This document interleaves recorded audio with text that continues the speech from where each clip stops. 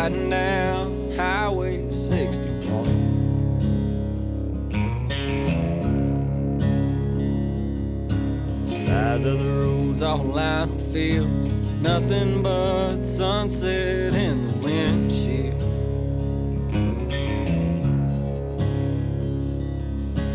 Feel it as soon as I ride into town. This is where I go to slow down. Miles and miles of soybeans and corn. I'm in the place where the blues was born.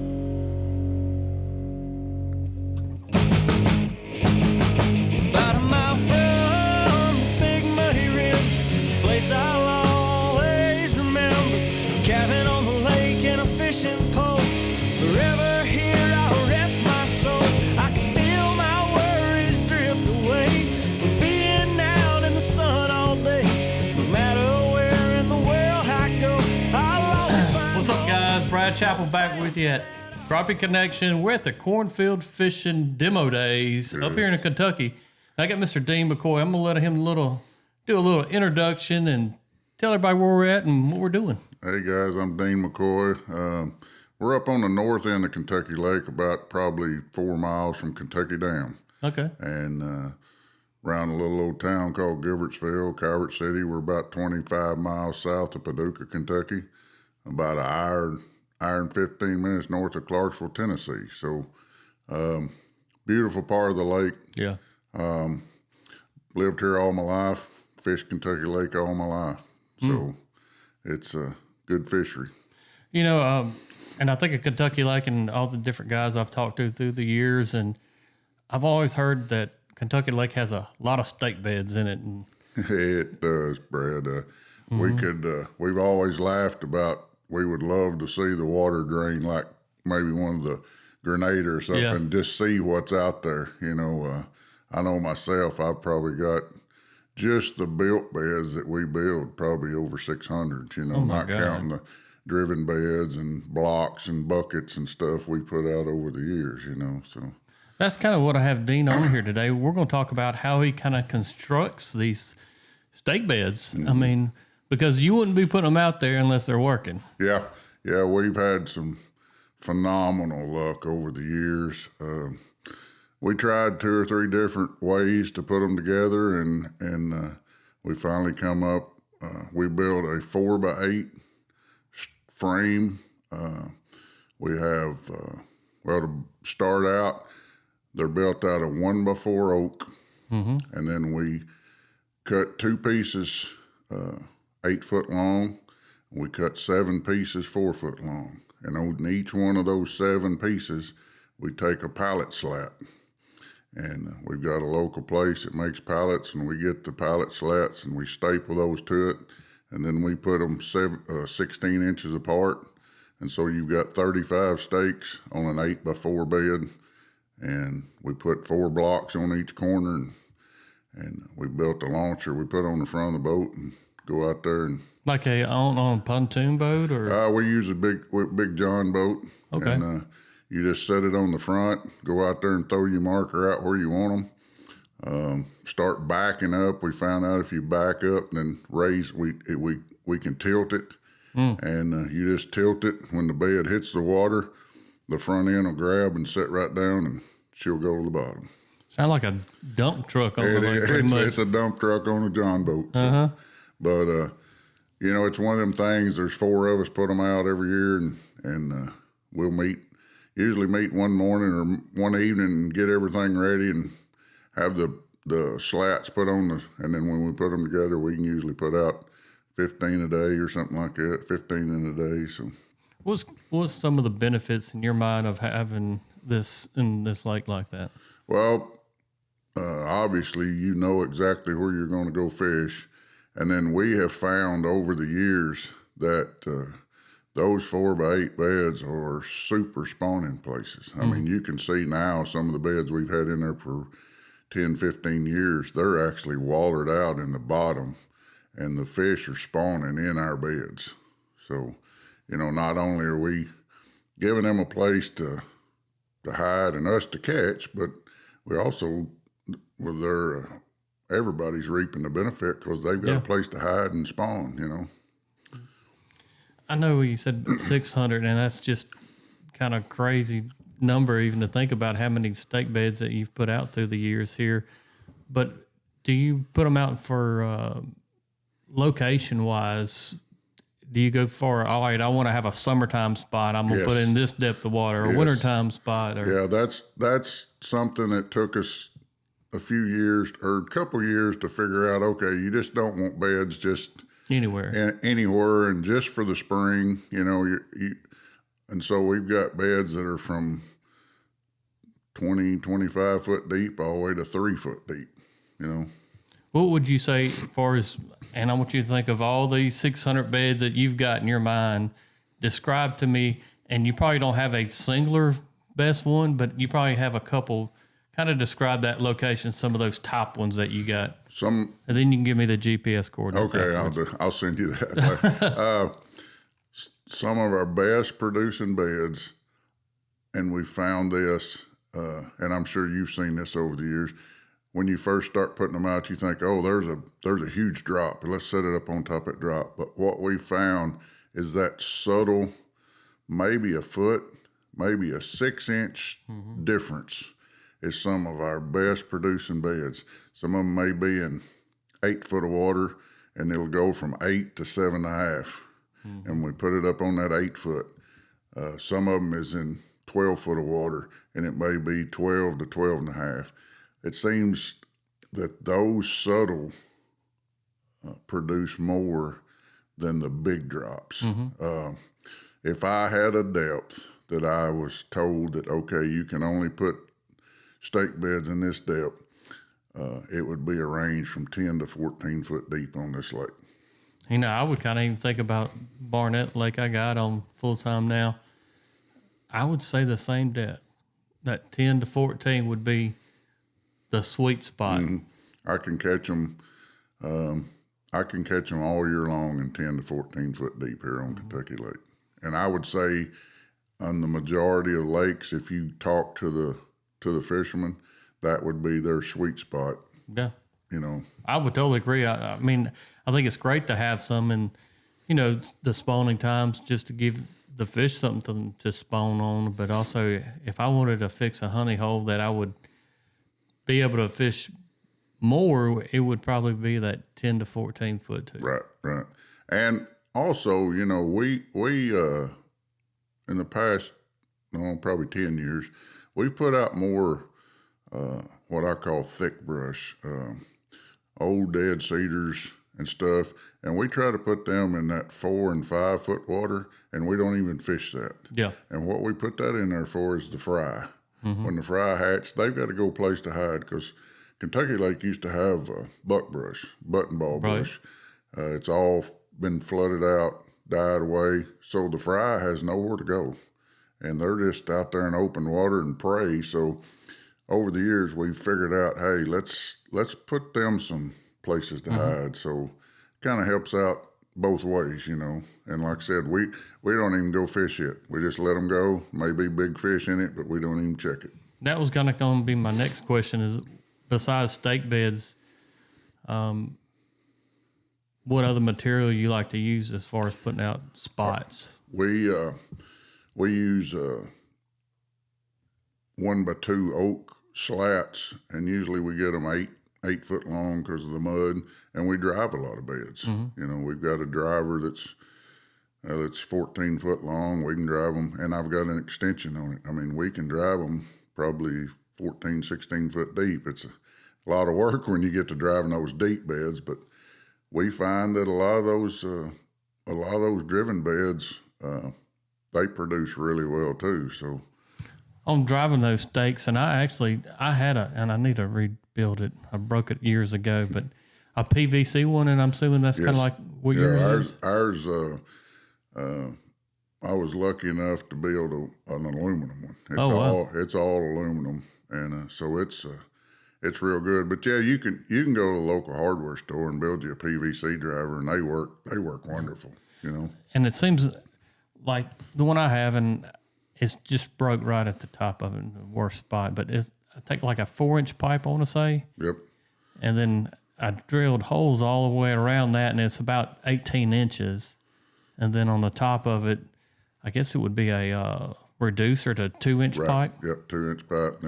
And then, you have it for you can add sections or unscrew them and everything else. But they are a lot of work. But they are a lot of work, but they produce. They really produce. As far as those stakes, you said 1x2. Yeah, we like a 1x2, 1x3. Yeah.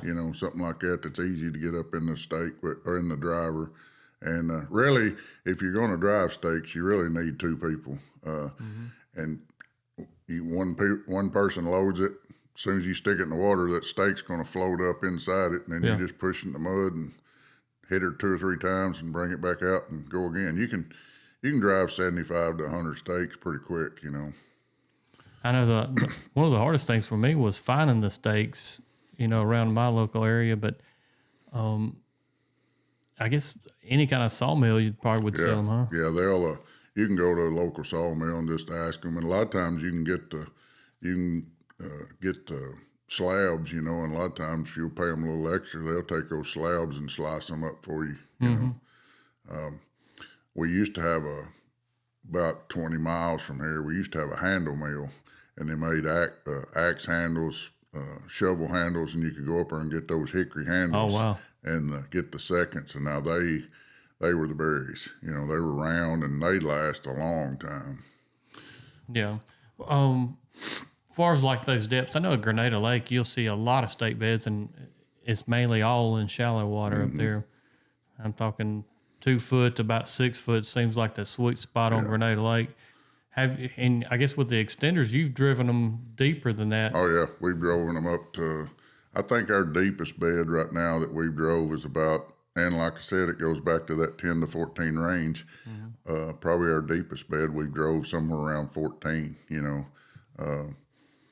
It's a little work, but man, it's produced good in the last couple of years. Kind of tell me about Kentucky Lake, because like I said, I've never been to Kentucky Lake. I've heard a lot about it through the years, and at one time I heard it was hurt real bad, and it seems like it's kind of come back. It has. Kind of talked to the biologist probably a couple of years ago and asked them about this, and I've contacted them. We were catching some really nice fish, 14 to 16-inch fish, and they were just paper thin. So I called them. I said, hey, I've got some fish here they look like they're diseased. And so we cut them open, and they were actually, they had little pebbles and stuff in in their stomach and sludge looking. And he said, well, they're starving to death. He said they're down on the bottom feeding, trying to find anything. And what they found out, Kentucky Lake had what they called the perfect storm. We had zebra mussels come in, and we had silver Asian carp and the big head, but they think the silvers really at that time hurt them worse, and they filtered the plankton. Well, that was an onset of 3 years of bad shad spawn with 3 years of bad crappie spawn and bass and bluegill and everything. But so we had 3 years there that you could go out in the fall and you could catch fish and you would never catch a small fish.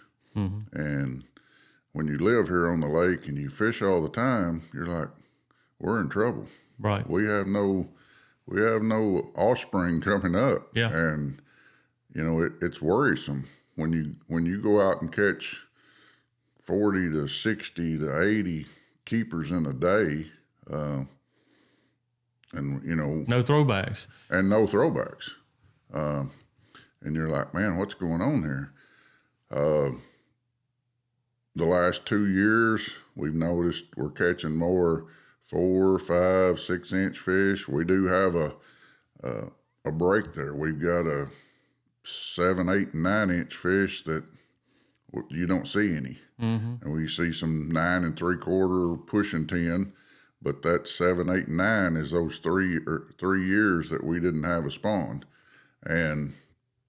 But the little fish now are healthy. The bigger fish are real healthy, and we're seeing tons of shad now. So Kentucky Lake's coming back. It's the fishery is coming back. I'm hearing a lot of people. Last year, Brad, when we get done what we call crappie fishing in the spring, we go to bluegill fishing. Right. We had the best bluegill season last year I've had in 10 years. Caught some big bluegill, big numbers. And so I really think that Kentucky Lake's coming back. It kind of sounds, and it makes perfect sense, of course, but this whole ecosystem, if one of the keys is messed up, it affects everything in the lake. Yeah. And that's what the biologists kind of explained it to us at a get-together, that everybody worries about the shad or everybody worries about this, but when you start with that microorganism or whatever you want to call, when it's gone, yeah, the shad has nothing to eat, the fry have nothing to eat, and so it tumbles down. Like you said, the ecosystem is shattered. For me, what's the scariest thing on the lake? And it's been a lot of talk about live scope and, different forward facing sonar and such. And I think the biggest impact that a fishery can have is a bad spawn 100%. And the scary thing about it is out of our control. It is. It's all, and and we've talked about this amongst ourselves everywhere. Even the biologists, they really don't know what attributes to a bad spawn. Yeah. Because they'll tell you that when that female lays the egg and the male fertilizes that egg, usually within 4 to 7 days, you've got a fry. Right. So most lakes can't drop the water fast enough to leave the eggs. You always hear, they've left the eggs up on the water.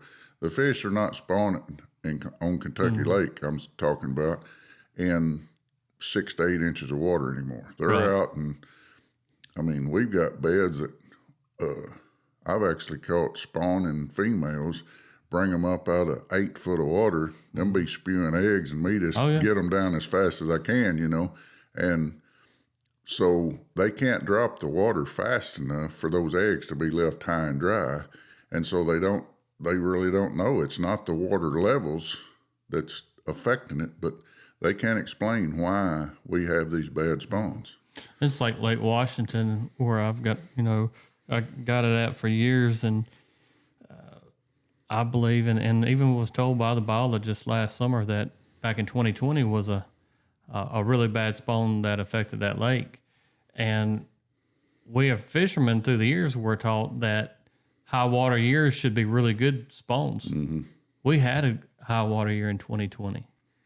And we had a bad spawn. Now, I don't, like I said, I don't think they all the way know yet. It seems to me that crappie management is still learning. It is. I think crappie fishing industry got so big per se so fast that technology's caught up. Right. But the knowing all about it, we haven't caught up yet. Yeah. The biologists, we've got some great biologists here in Kentucky, but there's just so much to learn, and it's nature, There's things that happen that they're going to take care of themselves, Maybe they know that there's not enough food out there. They don't have a spawn. I don't know. I can't explain it. I've seen in the hunting industry, hunting, that on a dry year you may have deer that only have one, and in a good year they may have 2 or 3. Right. So it makes you wonder sometime if nature just don't take care of itself. Yeah, I think that it's done it forever. So I think it's definitely goes in cycles, goes in trends.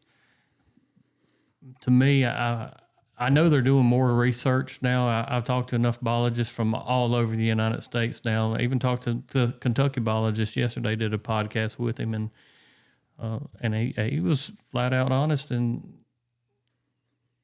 it said, hey, we're still learning. We don't know all the answers yet. We're still learning. And I think that's great. It is. And that's the good thing about the biologists we have here, especially locally, that I know. they're right up front with you. Hey, Yeah. and you asked them a question. If they don't know it, they're going to tell you, "Hey, we don't know, but we're looking. We're looking." You know, and I feel wholeheartedly that they are trying their best to figure out how to make this lake better. Yeah, I got that feeling yesterday, and Mother Nature, she's going to control a lot, and also us fishermen, and we talk about different things as far as keeping fish with Crappie Connection and Today's Bite, everything else that I do, and my opinion really is, we need to keep what we're going to utilize, Right. And that's what the resource is for. That's what fishing is for. Originally designed was for feeding folks, Right. and still is that way for a lot of people. And the good thing about forward-facing sonar is attracting new people to crappie fishing, and has been. And I utilize it not every day. Some days I like it. Some days I don't use it. But it's also helped put more people on the lake. It is. We've got to have, just like a good spawn, we've got to have a good spawn of youth crappie fishermen. Exactly. We have to have, we're not getting any younger, and it's obviously it's a passion of all of us, a huge passion. Yeah. And it's nothing better to see these younger kids wanting to come up and wanting to learn and ask questions, and, hey, can you take me fishing? And, That's right. Can you show me what's going on? And, and that's when the feel good part comes in. Yeah. Yeah, it's nothing better to me when I go on trips and teach people. That's always been my favorite trips I get to do, as far as a guy, when somebody says, "Hey, man, I don't know anything about crappie fishing, but I want to learn." And kind of going back to even a story for myself, and I'm going to say I'm 48, at least 22, 24 years ago, whenever I started crappie fishing, I purchased a boat, and I always liked eating crappie. So I was like, all right, I'm gonna learn how to catch crappie, because that's the ideal for me, fish to eat with my family.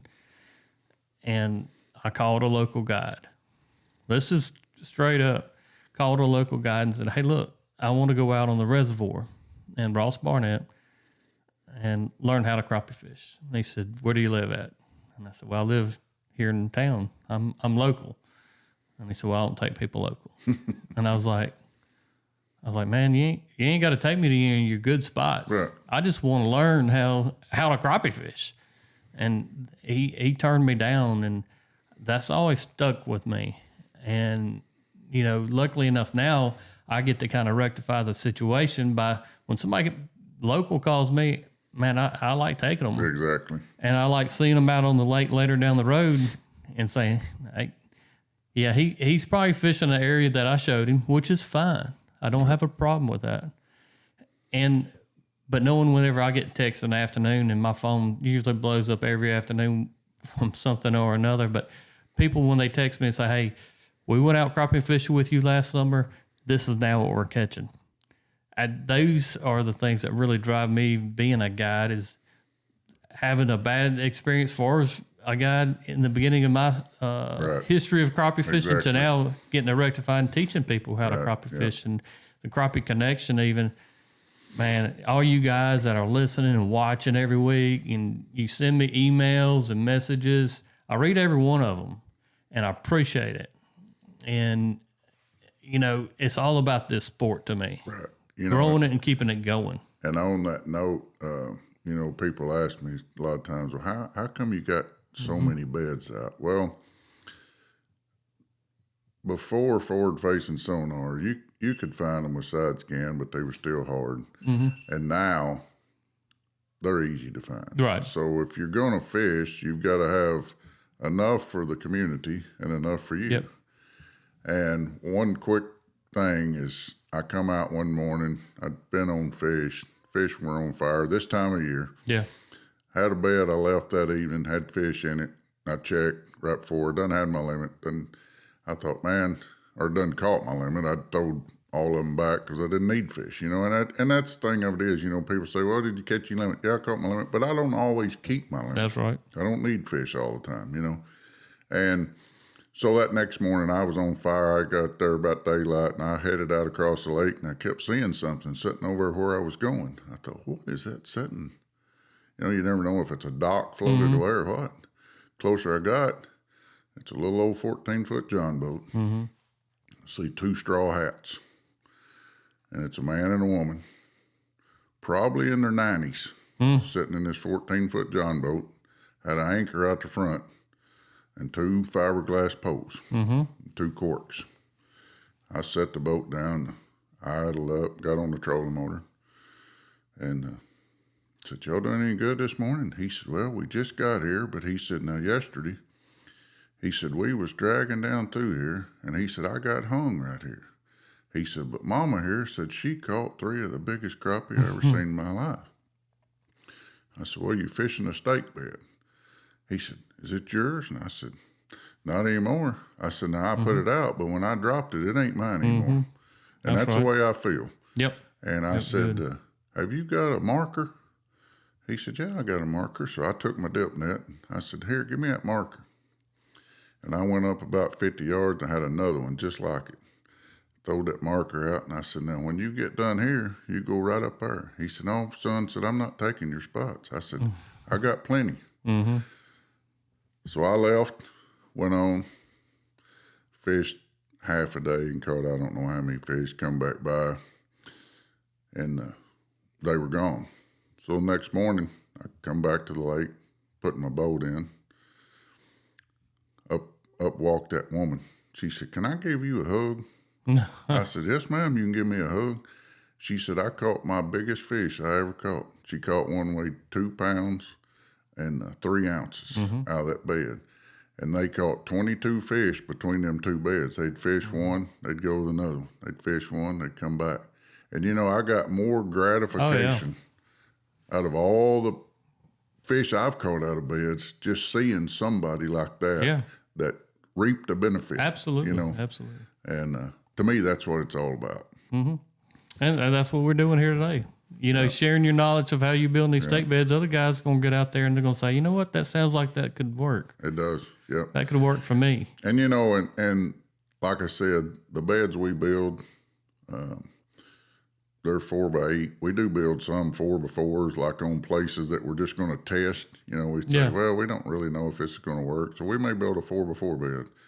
But, you know, there's a lot of ways, like I said earlier, you can take a concrete block, you can take some old tobacco sticks or oak. Like I said, if you want to go to a sawmill, they'll cut you some 1x2s and you can stick down a concrete block, put your little Quickcrete in it. You can take a 5-gallon bucket.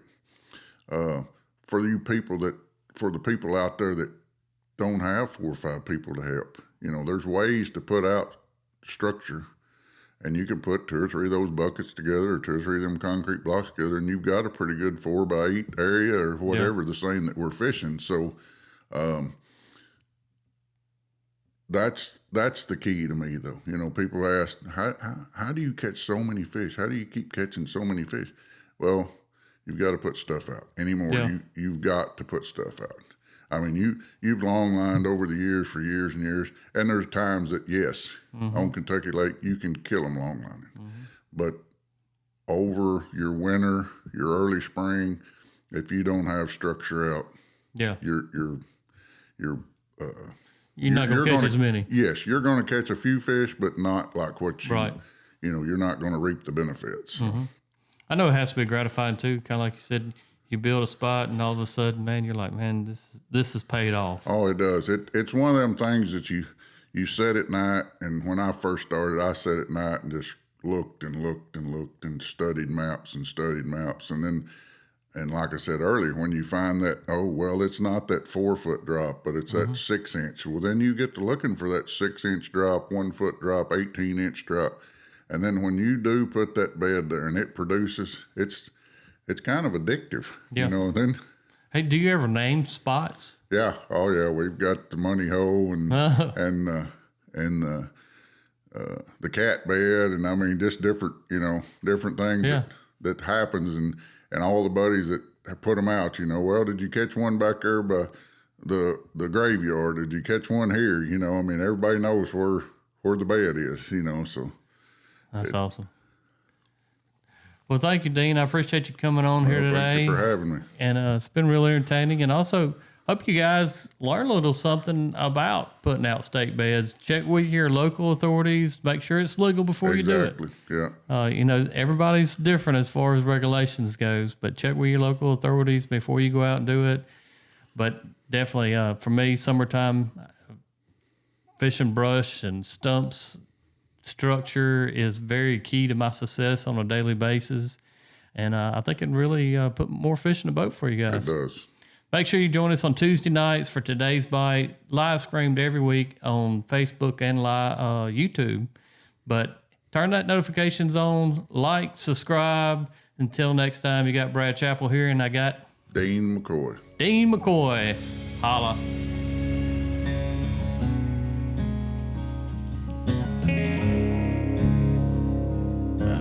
From big muddy river, a place I'll always remember. Cabin on the lake and a fishing pole. Forever here I'll rest my soul. I can